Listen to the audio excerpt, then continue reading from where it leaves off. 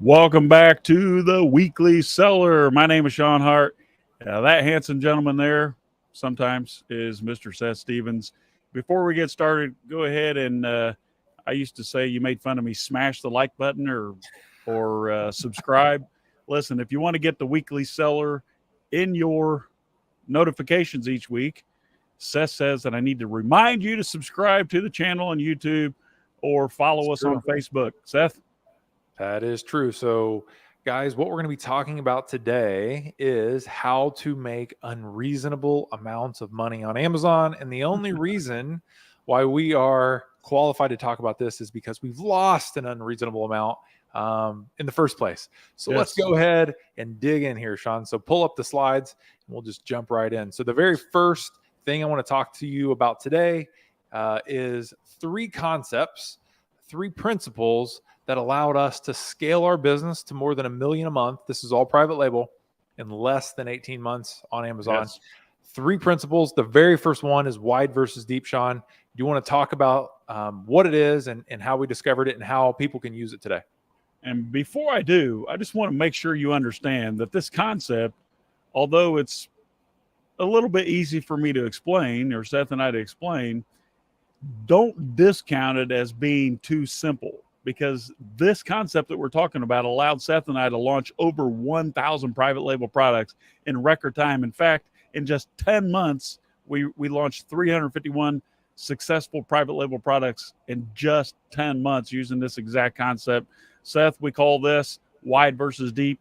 The reason is a lot of sellers, unfortunately, will go super deep on a product. They think, oh, this is the product. This is my hero. This is the one that's going to make me all the millions of dollars. And so you throw all your life savings into this one single idea just to find out that Amazon algorithm kicks you right in the teeth, and you quickly discover that you've completely lost your life savings or whatever nest egg you had put together for this launch. When in fact, Seth, we should go wide versus deep, right? Yeah, absolutely. So we learned this in 2014 when we were following the advice of all the traditional courses. All the traditional gurus would say, do tons and tons of product research, get all your packaging and your branding and everything just so, and then finally give it a big push and then cross your fingers and hope that you're successful. The problem is every time we did that, we would swing and miss. And I don't know if you guys have ever had this happen to you before, but when you are giving a product a big push out there in the marketplace and you gave it your all and it doesn't work, it's not only demoralizing, but it costs you so much money because you wasted so much time, money, effort on all the inventory, all the packaging to get everything right. Well, the flip side of this is let's actually test our ideas wide before we go deep. And that's the real secret here is we don't launch with 1,000 units or 5,000 units like every other seller does. We launch with 10 units or 20 units or 50 units, and we do it in plain packaging. That's the secret is when we find a product idea to sell, we don't go into it really deep. We say, okay, yes, that's great, but we also need 5 more product ideas or 10 more product ideas, and we'll launch them all at the same time at low quantities, so we have a tiny financial risk, and then we'll let Amazon's customers tell us which ones they want and which product is easiest for us to sell. So Shawn, let's dive into what really makes this different than the traditional model. Well, the biggest difference for us, Seth, is that we limit the financial exposure when it comes to launching, and it's not like a spray and pray. I mean, we are strategic about what we launch.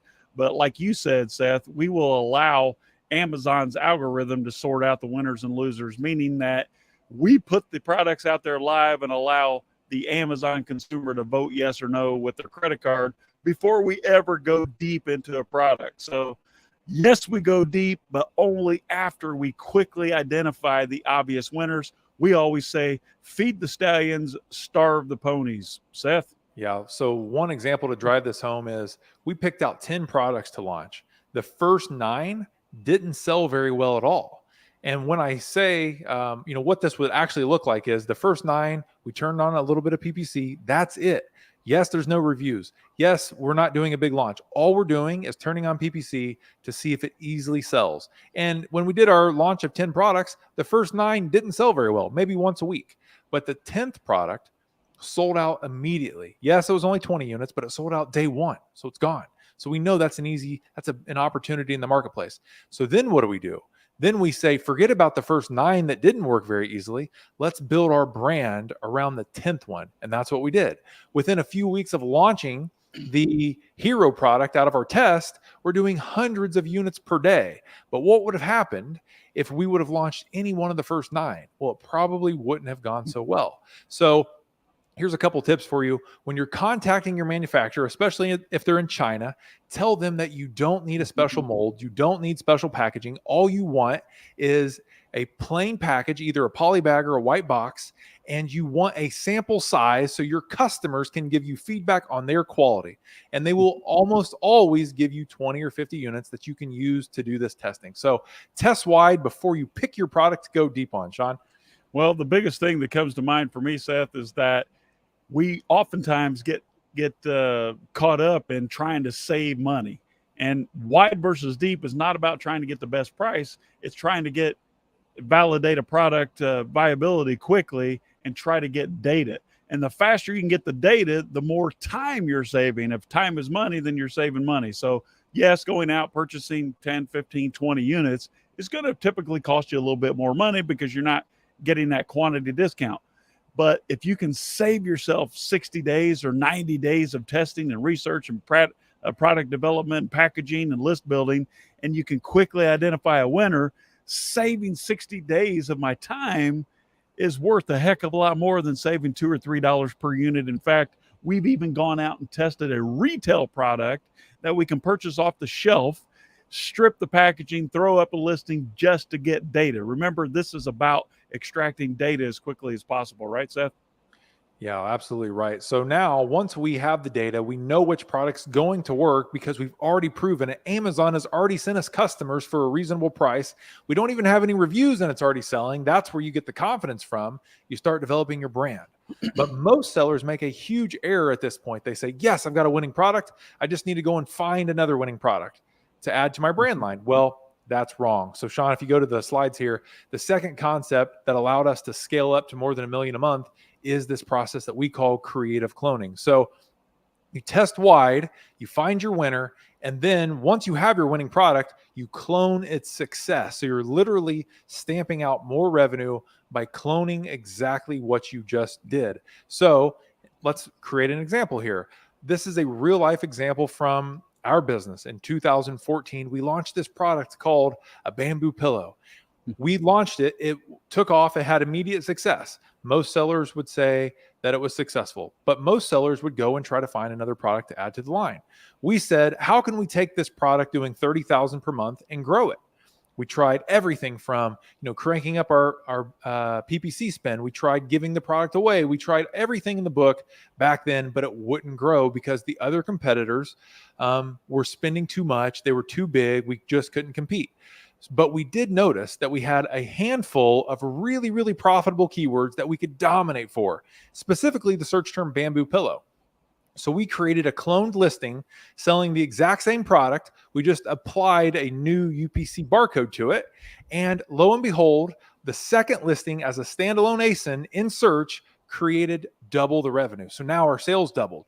We did it a third time and our sales tripled. We did it a 10th time and we're up to $300,000 per month. Shawn, this is where most people mess up because they think it's too simple. But literally, once you found a winning product, you should scale it by cloning yourself in the market. So you want to dive into what this actually looks like?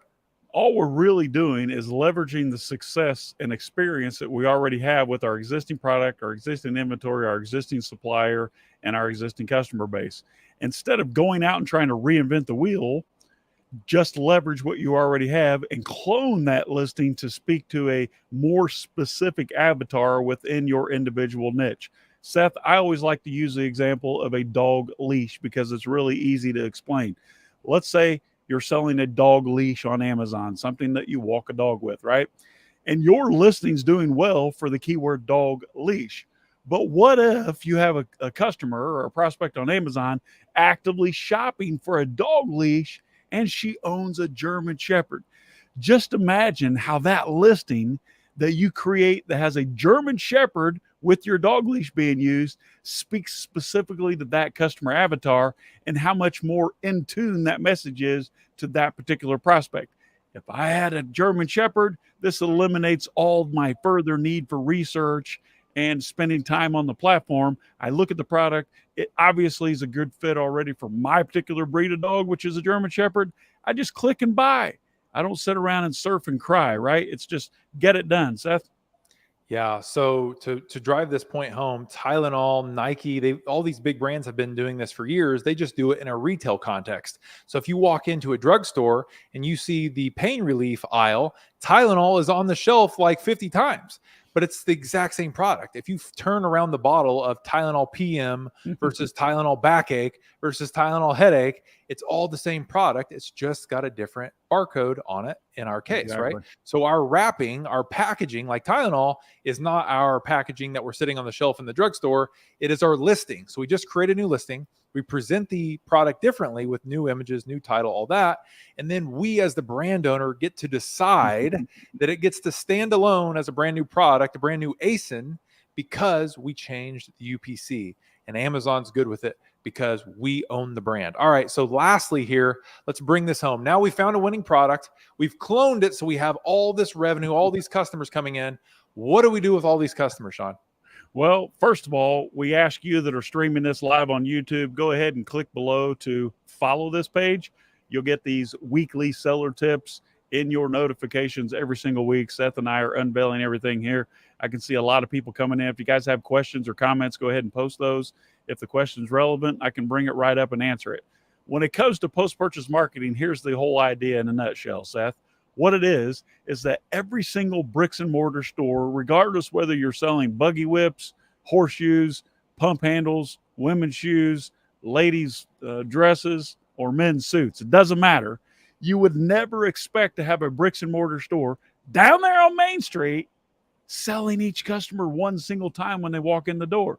No one would ever do that, right? You would be out of business quickly because all of your revenue would be spent on attracting new customers. Seth, the most expensive part of any business, building a brand or a company or even a retail store, is marketing to attract customers, eyeballs to your products, foot traffic into your door.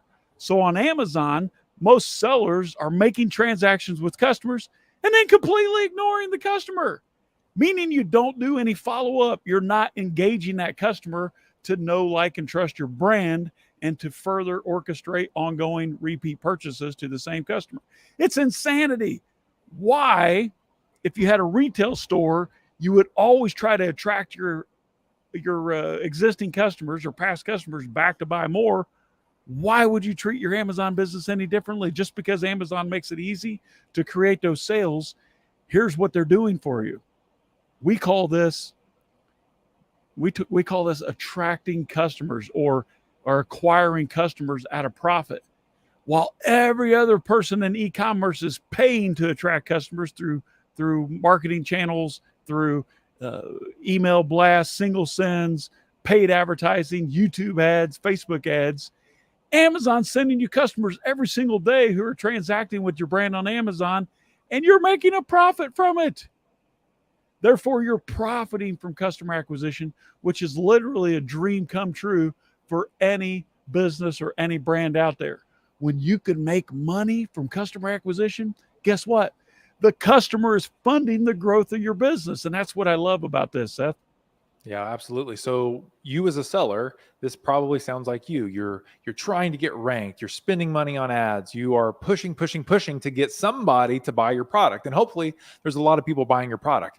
But once you sell them the product, they already know your brand. They already trust that you're going to deliver. The best thing to do is sell them more of what they already bought and sell them other products in your store. And when you can do that through follow-up marketing like email or text marketing, the profits that you make on each additional sale are so much higher because you're not having to pay for PPC again. You're not having to pay to acquire that customer. So your profits go up dramatically. even if you can only sell each one of your customers one additional item. So think about your business. If every single one of your customers came back and just bought from you one more time, what would that look like? And it's a massive, massive difference. So Shawn, one of the things that really helped us nail this was understanding how to grab customers' attention. So let's give everybody like an action item here. If you're trying to build your follow-up marketing on Amazon, the number one channel that you can build is email, bar none. It sells more, it converts higher. It's the number one source of external traffic. Amazon itself admits this. So Shawn, if I have a product that I'm sending in Amazon every day and customers are buying it, what should I do to start attracting attention and having people come to me and opt in a compliant way?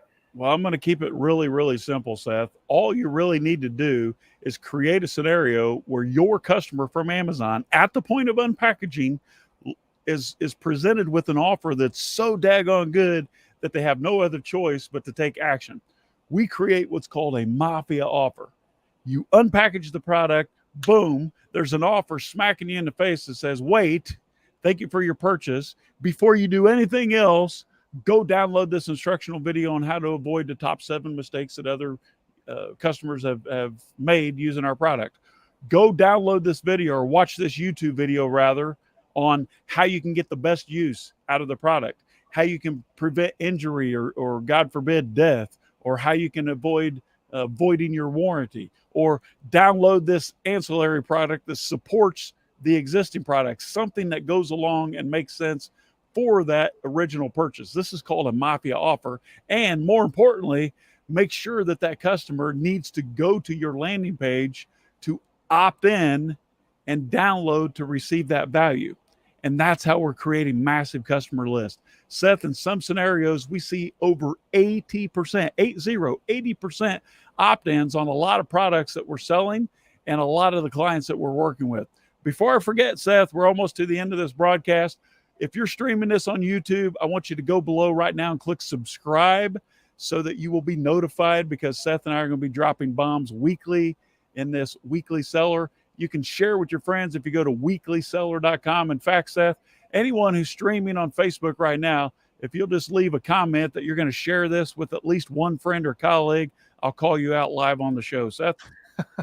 Yeah, guys. So with post-purchase marketing, the best thing to think about is if you're creating an insert, you want it to be customer serving. You want to support your product. Like Nike, if you opened up a box of shoes from Nike, there's going to be a card in there that says download the Nike free run app. Or if you're KitchenAid and you bought a mixer from them, inside there's going to be a card that says register your warranty. If you're like me and you bought a trampoline off of Amazon, it's going to say download this instructional guide so you can put this thing. You bought a trampoline on Amazon? So you can put this thing together. So I never ever could have got this thing together for my daughter's birthday without that instructional guide. So all we're doing is supporting the product, but you want to structure it in a way that it's a mafia offer, an offer that they can't refuse. And the best thing to do as a seller to make sure that you really have a mafia offer is put yourself in the position of your customer and say, if I had this insert in my hand and I read it, would I myself as my own customer take action? And most of the time you won't, because 20% off your next purchase won't cause you to take action. Registering for a VIP club won't cause you to take action.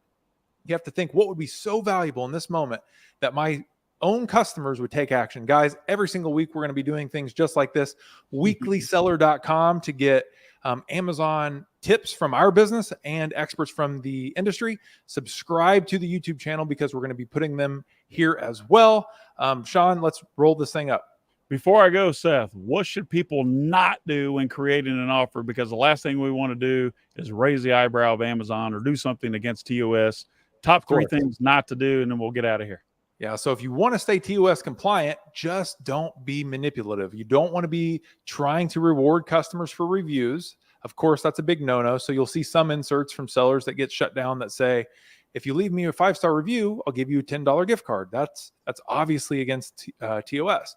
Another thing that you don't want to do is you don't want to be using URLs specifically designed to manipulate Amazon search results. Just send them back to your listings with a regular link. Amazon rewards the external traffic with more keyword ranking anyways, so you don't have to get tricky and break the rules. So you just don't want to be manipulative, and you don't want to be rewarding people for things that Amazon has explicitly said not to do. Like us, share us, subscribe, turn notifications on. My name is Shawn Hart. That's Seth Stevens. This has been an episode of The Weekly Seller. We'll see you again soon. Take care. See ya.